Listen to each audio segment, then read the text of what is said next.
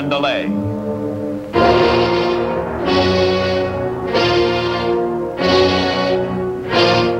The blueprint for war in the Far East, called by history the Tanaka Memorial, was drawn in 1927. It proclaimed that Japan must adopt a policy of blood and iron. In order to conquer the world, Japan must conquer Europe and Asia. In order to conquer Europe and Asia, Japan must first conquer China. 10 years later, in 1937, Japan begins to execute the plan.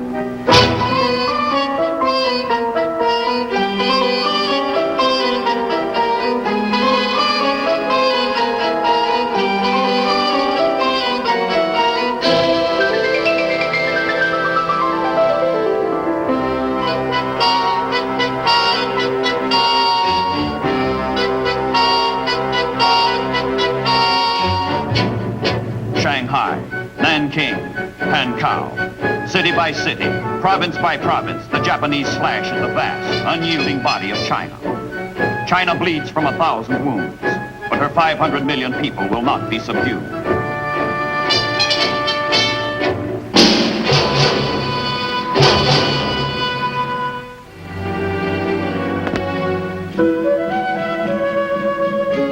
China's leaders have neither planes, nor tanks, nor artillery, nor organized armies with which to stem the flood of 1 million Japanese soldiers. But with what little she has, China fights on under her leader, Chiang Kai-shek.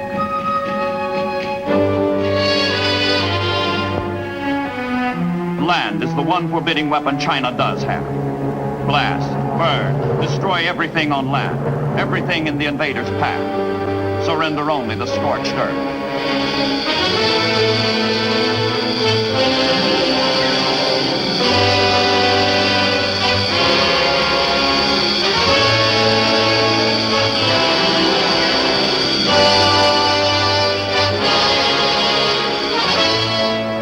Japan cuts 300,000 square miles out of the heart of Republican China. And China's coast is shackled to Japan's navy. 1 million refugees flee inland. The incident in China today will be war in the world tomorrow.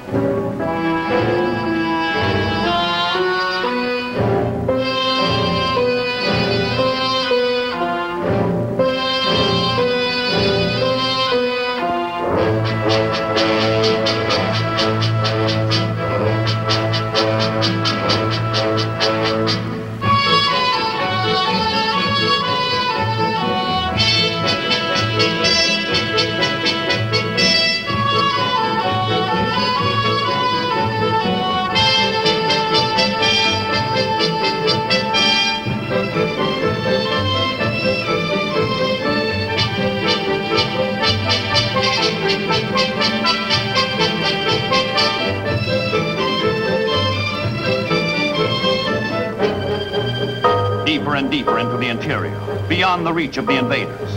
A mass migration toward the new capital of free China, toward Chongqing, landlocked oasis in the midst of Asia.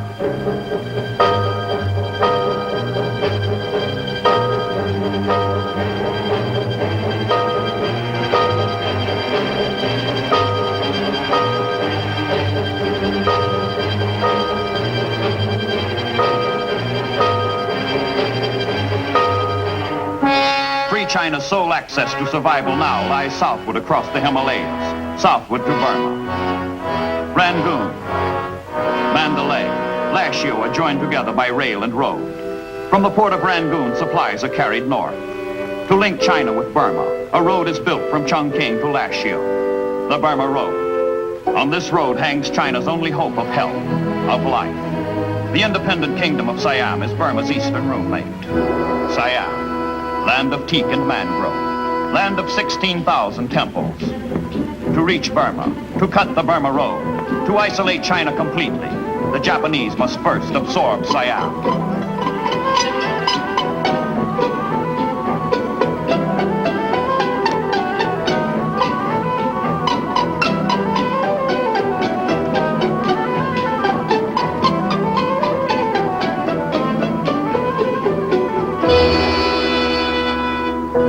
Absorb it they do, without violence or resistance. Siam, already betrothed to Japan, succumbs gracefully the day after the attack on Pearl Harbor. The Japanese get their base for the invasion of Burma. Semi-Oriental ceremonies legalized the union.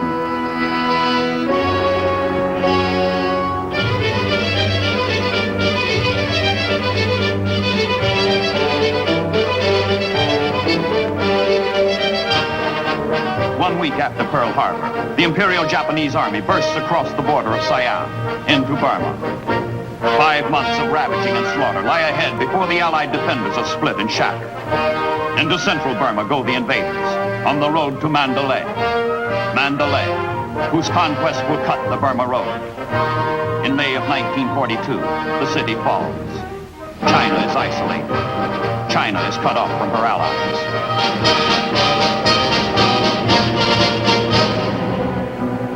Now it is the British and Burmese who put their wealth and resources to the torch. These the enemy shall not have. The flames that were lit in China now scorch the earth that is Burma.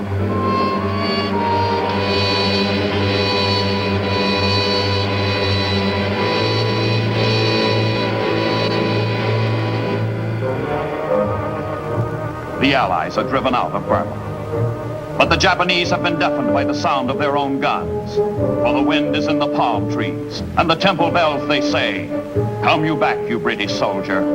Come you back to Mandalay."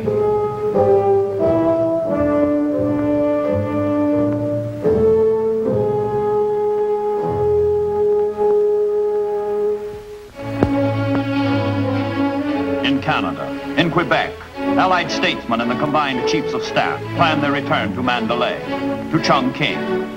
China, Burma, India have moved to the forefront of global planning.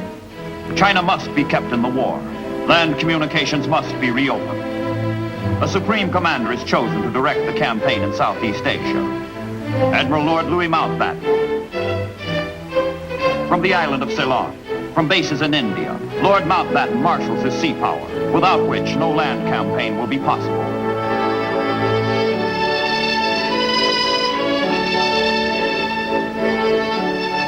The United States carrier Saratoga is welcomed to the Allied East Indies fleet by the crew of the British battleship Queen Elizabeth.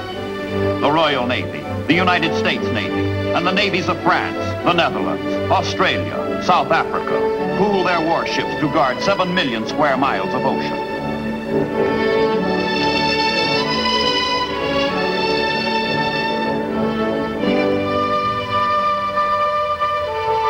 The mission of the fleet in these waters is threefold.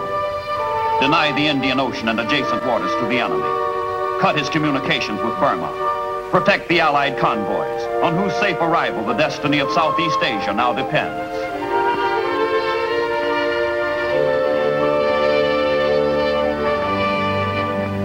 His Majesty's Indian ship.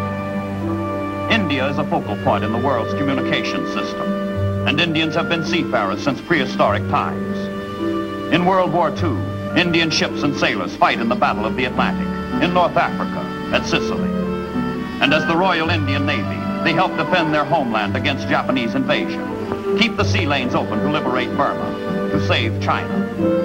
Cruisers like His Majesty's ship Delhi, destroyers like the Rajput, patrol the Bay of Bengal, the Arabian Sea, the Gulf of Mannar. Alert, efficient, ready to fight for the cause of freedom.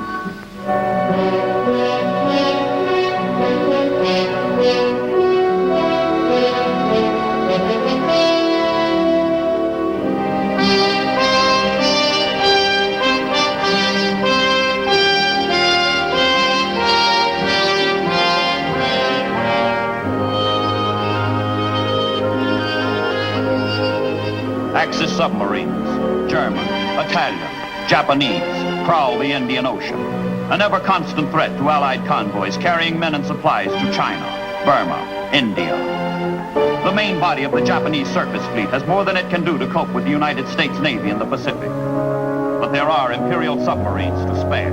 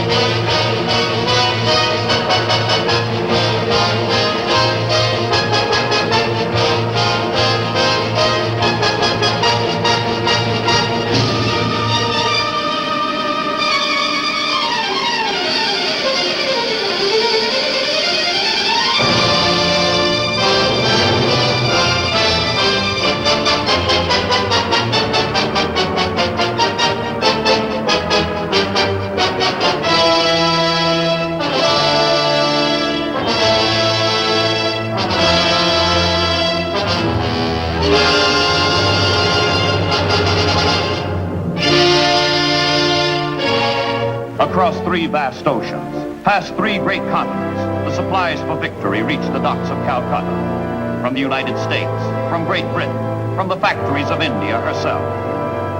Half a world away, the war in Europe demands and consumes millions of men, billions of supplies.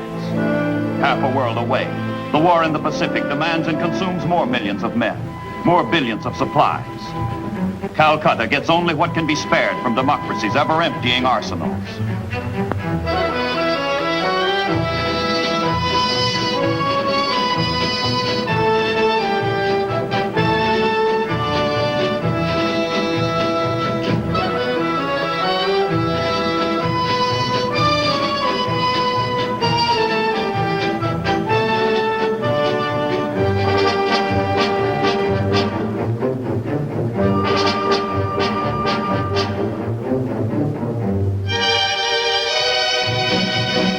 Cargo planes will fly a portion of the supplies into China over the Himalayan hump at the rate of 47,000 tons a month. Even so, the overwhelming mass of materiel must reach China overland, or China will perish. The problem of getting the supplies through becomes the toughest of the war, of any war in history. The first link is a ramshackle railroad that hauls the supplies north from Calcutta. The first link is the easy link.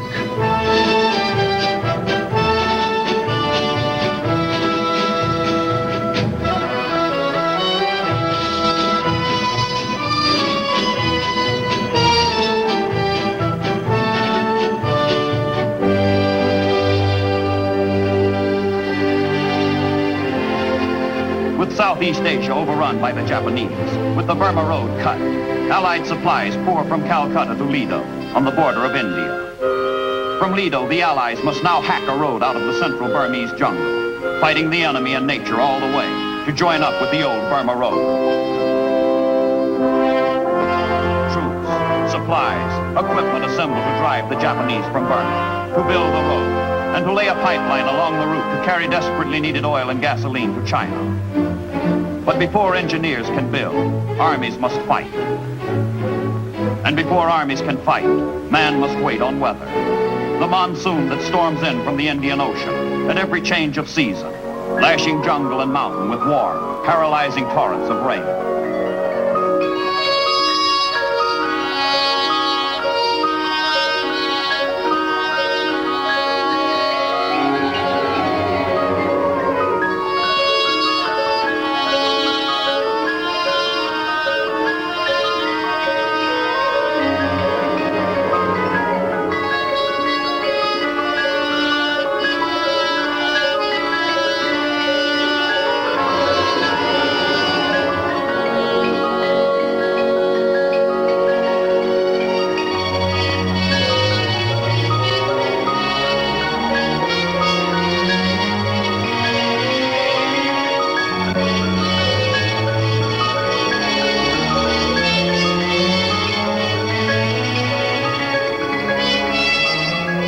Time has come. A truly cosmopolitan army stands ready for the bitter ordeal ahead in Burma. Scotsmen, Irishmen, Welshmen, Americans, Australians, New Zealanders, Indians, Gurkhas, Burmese, Africans, Chinese, British. The campaign begins late in 1943. Into the jungle file the Allied troops.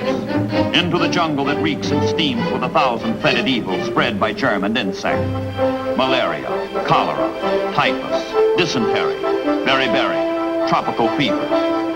It will be a war of hunting and stalking, of ambush and infiltration, of sudden alarm by day, of strange terrors by night.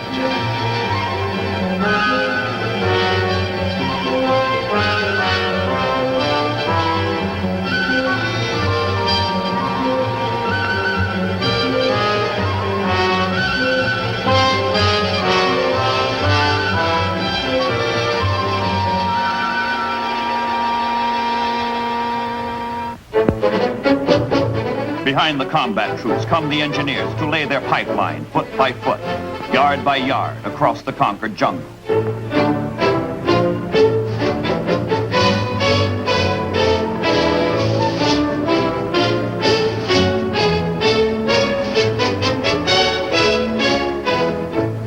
And foot by foot, yard by yard, the road begins to creep across the conquered jungle.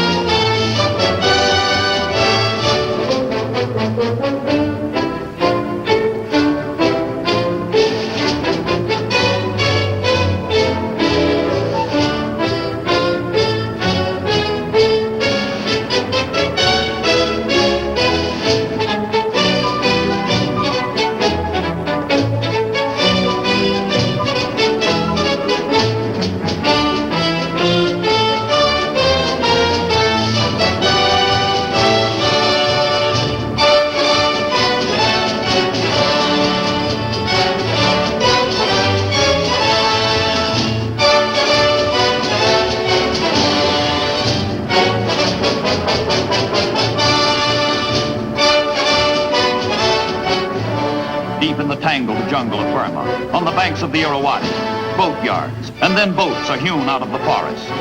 Amphibious craft for the next assault, the next landing.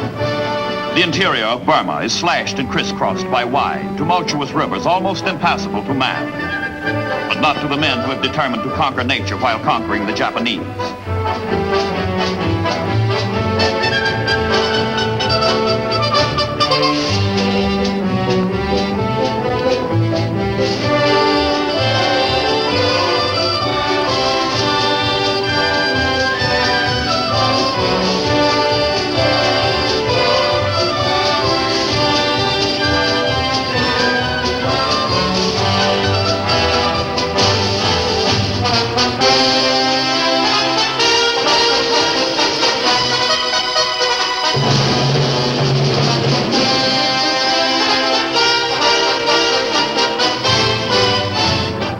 Foot by foot, yard by yard, and then mile by mile, the men, the pipe, the road move forward toward China.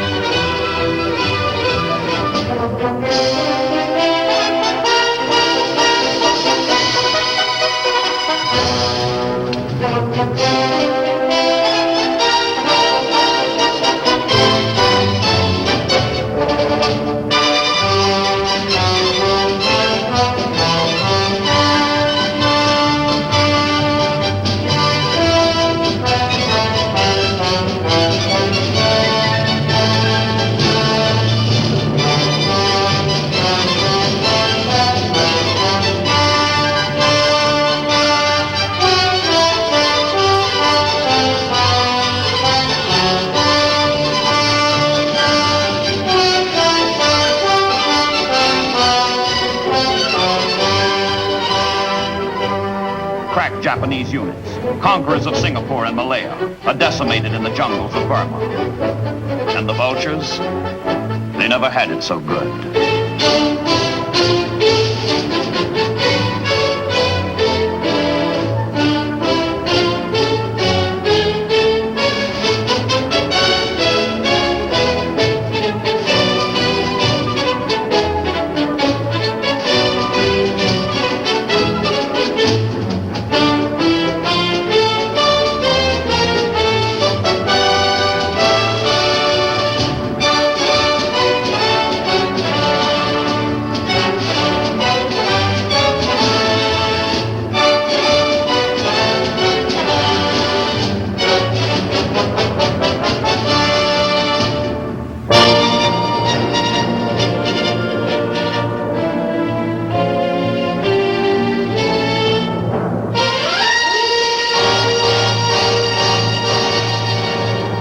The enemy has been challenged and beaten in jungle warfare. Churchill never made a truer statement. In spite of untold hardships and frustration, in spite of the hazards of nature and the enemy, the men who made up the Allied forces in Southeast Asia meet the challenge and overcome the obstacles.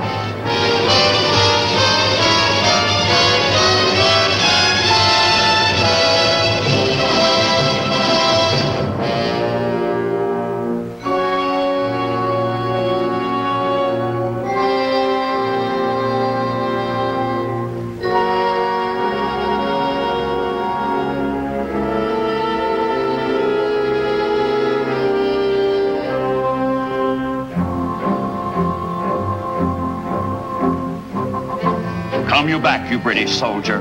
Come you back to Mandalay. And back they come, the British 14th Army.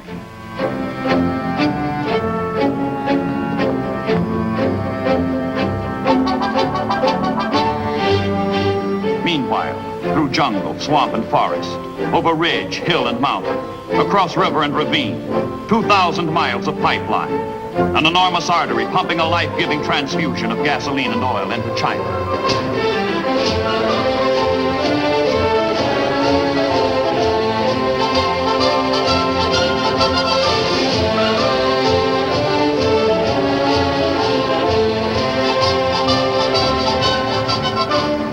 Many called it impossible. But the Lido Road becomes one of the greatest feats of construction in man's ancient endeavor to move from one place to another.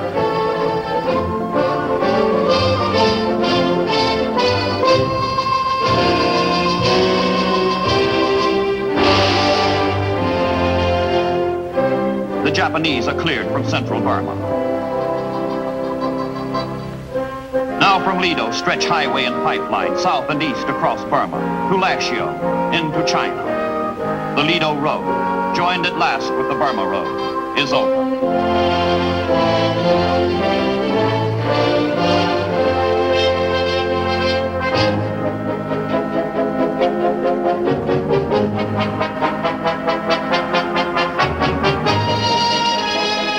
In January 1945, the first convoys head for China, bearing relief for a free country from the free world. The supplies the ships brought in from assembly lines thousands of miles away roll in endless procession toward China.